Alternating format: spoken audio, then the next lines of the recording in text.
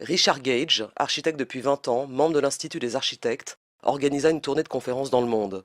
Il est le fondateur de l'Association des architectes et ingénieurs pour la vérité du 11 septembre, qui réunit près de 1000 professionnels à ce jour, réfutant la théorie officielle de l'effondrement des 3 tours du World Trade Center. Niels Aridt, professeur de chimie à l'Université de Copenhague. Det var nemlig formentlig ikke sammenstødet med de 2 kaprede fly, der i 2001 fik de 2 tvillingetårne til at kollapse. Det konkluderer i hvert fald en netop offentliggjort videnskabelig artikel. Internationale forskere har gjort fund af sprængstoffet nanotermit i ruinerne af de sammenstyrtede tårne, og sprængstoffet kan ikke stamme fra de 2 fly. Tværtimod tyder undersøgelserne på, at det formentlig i forvejen var anbragt i bygningerne, og der er altså tale om flere tons sprængstof. Niels Aridt, du har sammen med 8 andre forskere lavet den her artikel, hvor I konkluderer, at det formentlig var stoffet nanotermit, som forårsagede sammenstyrtningerne af de her bygninger. Hvad er nanotermit for en størrelse? At vi har fundet nanotermit i støvet fra sammenstyrtningen af World Trade Center. Men altså, I har fundet det her stof i World Trade Center, og hvorfor mener I, at det har fået bygningerne til at kollapse? Ja, det er jo sprængstof, og hvorfor skulle det ellers være der? I hvert fald ikke i tvivl om, at materialet har været der. Ja, det er sådan videnskab. Du kan ikke rigtig snyde der, at vi har fundet det. Og det er ureageret termit. Au final, le gouvernement américain n'aurait aucune preuve tangible de l'implication de Ben Laden dans les attentats du 11 septembre. Le FBI n'a aucune preuve solide connectant Ben Laden au 11 septembre. Entre le 12 et le 28 septembre 2001, dans les déclarations à la presse arabe, Ben Laden répéta à 4 reprises qu'il n'avait joué aucun rôle dans les attentats du 11 septembre. Exemple, le 16 septembre 2001, dans un communiqué diffusé sur la chaîne d'information internationale Al Jazeera, il déclare « Je voudrais dire au monde que je n'ai pas orchestré les récents attentats ». La soi-disant revendication des attentats par Oussama Ben Laden repose exclusivement sur 2 vidéos confessions, présentées comme étant la preuve indiscutable de la culpabilité de Ben Laden. La première vidéo apparaît le 13 décembre 2001.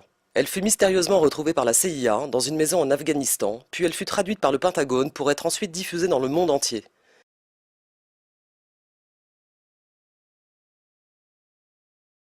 Il y a une cassette qui est très troublante, parce que, en effet, les Américains disent avoir trouvé à Jalalabad, les Afghans, les responsables afghans que j'ai vus disent qu'on n'a jamais trouvé de cassette là-bas. C'est resté pendant 2 mois, donc, entre les mains des responsables américains. Simplement, lorsqu'on regarde donc la cassette originale en arabe et la traduction qui a été faite ensuite, on s'aperçoit qu'il y a des ajouts, de phrases, etc., qui tendent à confirmer, en effet, donc, la responsabilité de Bin Laden, bien sûr. Vous ne pouvez pas utiliser cette vidéo comme preuve. Les traducteurs américains ont manifestement ajouté des choses qu'ils voulaient entendre à beaucoup d'endroits. C'est un bidonnage.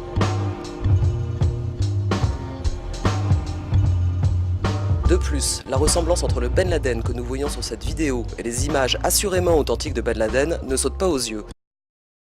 Jugez par vous-même.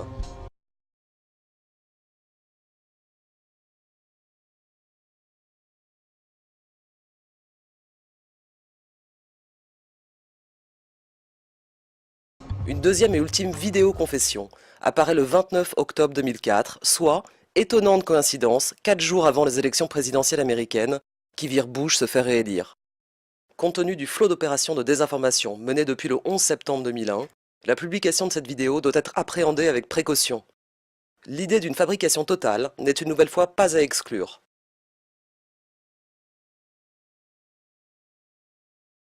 It is extremely easy to make one person look like another. The CIA does it all the time. Dalton Fury is used to disguises. In fact, in 2001, his entire team transformed itself in Afghanistan. Everybody has their beard grown. Everybody's wearing local Afghan clothing, sometimes carrying the same weapons as them. Even now, we can't tell you his name or show you his face. We hired a theatrical makeup artist to take the former Delta officer through a series of transformations to create the man you see now. He calls himself Dalton Fury, and he's the author of Kill Bin Laden. Because they're, no matter what, they're just expecting me to walk in the door looking like President Bush. In fact, some of them think that I naturally look like the president. Even if they've seen like the videotape, they just sort of, something happens in their head and they're expecting me to walk in looking like George Bush. And they'll be looking at me like, so you're the guy that's going to be President Bush? And they're like looking at me and I'm, yeah. I said, don't worry, Kevin will make me look just like him. And they're still not like, yeah, but you don't look like him right now. I'm like, hey, don't worry. I just want to say hi. Appreciate you. Appreciate your being on the touch, keeping the halls safe. America needs safe halls.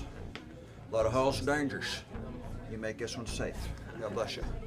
Let me say that as your president, I am adamant about immigration reform.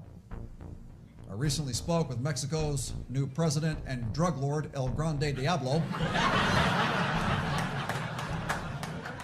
Je voudrais citer un fait dont on n'a pas parlé du tout et qui remonte aux années Kennedy. Est-ce que vous saviez, j'ai lu un article passionnant là-dessus, que dans les années Kennedy, l'armée américaine avait préparé un plan qui consistait à trafiquer des avions américains, de les peindre aux couleurs cubaines. Oh, oui.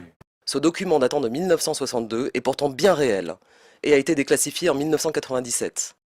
13 mars 1962, Lehman Lenmitzer, chef d'état-major des armées, présente au secrétaire de la Défense Robert McNamara un projet intitulé Opération Northwoods. Il suggère de mettre en scène des attaques terroristes dans et autour de la baie de Guantanamo afin de justifier une intervention militaire à Cuba. Parmi les actions envisagées, propager des rumeurs sur une radio clandestine, débarquer des Cubains anticastristes dans la base pour simuler des attaques, organiser des émeutes, faire sauter les dépôts de munitions et déclencher les incendies, saboter les avions et des navires sur la base, bombarder la base avec des obus de mortier, couler un navire devant la base et mettre en scène les funérailles de victimes imaginaires, lancer une campagne de terreur à Miami, en Floride et à Washington DC, et enfin détruire un drone au-dessus des eaux cubaines. Les passagers seront des fédéraux se faisant passer pour des étudiants en vacances. Sur la base aérienne d'Anglin, on maquillera un appareil avec le numéro d'immatriculation d'un avion de ligne appartenant à un prête-nom de la CIA à Miami. On le remplira ensuite de passagers après l'avoir substitué à l'avion d'origine qui aura été équipé d'un système de téléguidage. Les deux appareils se retrouveront au sud de la Floride. Le premier atterrira à Eglin pour évacuer ses passagers et reprendre son ancienne apparence, tandis que le drone reprendra le plan de vol et émettra un signal de détresse au-dessus des eaux cubaines avant d'être détruit à distance. Le projet est rejeté par McNamara et le président John Kennedy destituera personnellement Lenmitzer de son poste de chef d'état-major des armées. First of all, you should realize that there were 2 airliners hitting the 2 towers, but there were 3 skyscrapers collapsing on 9/11. So everyone who can count to 3 should have a sense that there's something wrong. And the official explanation is that the 3 high-rises collapsed due to fire. Now, it has never happened before or after 9/11 that a steel-framed high-riser has collapsed due to fire. Oh, okay, so what we're showing is left what happened. In fact, right is a controlled where you are using, or the people who made this happen, used demolition. Indeed, and this is a direct comparison. And you can see that, indeed, almost free-fall speed, free-fall acceleration through 40,000 tons of structural steel. That is uncanny. So we have the evidence of the 10 key features of controlled demolition. So we have 700 architects and engineers demanding a new investigation as a result of this evidence and the evidence in the World Trade Center that is very explosive. Almost every architect and engineer we show this information to agrees with us that these are controlled demolitions. The Northwest Tower here is going down with a speed what we call free fall. Well, this is according to nature. If you release something here, it drops with free fall, like my spectacles here. Means that there is no resistance. It's only gravity taking down, meaning that the whole internal structure, all carrying elements at that moment has been eliminated. There is nothing to support the building at that moment. It means that the central core, which is 24 very, very strong columns, and the whole periphery, which is 57 also not so strong, but still strong columns, holding the whole building, at that point has been eliminated. This can only happen by the use of explosives, And these explosives have to be fired with great precision, within milliseconds, in a series of explosions in order to take a building down like this. There are only a handful of companies in the world who can do this. This is a masterpiece in controlled demolition. What is the official explanation? The official explanation is that Building 7 came down due to ordinary office fires. These were very scarce and they were random in the building. It has never happened before in the history of modern architecture that a building like this has come down due to fire. Do you know that there are some scientists in the NIST? Do you think that they are incompetent or they are corrupted? They are very, very competent, but they want to keep their jobs and they're being told what to write. This document is a scientific fraud. It is a disgrace in terms of science.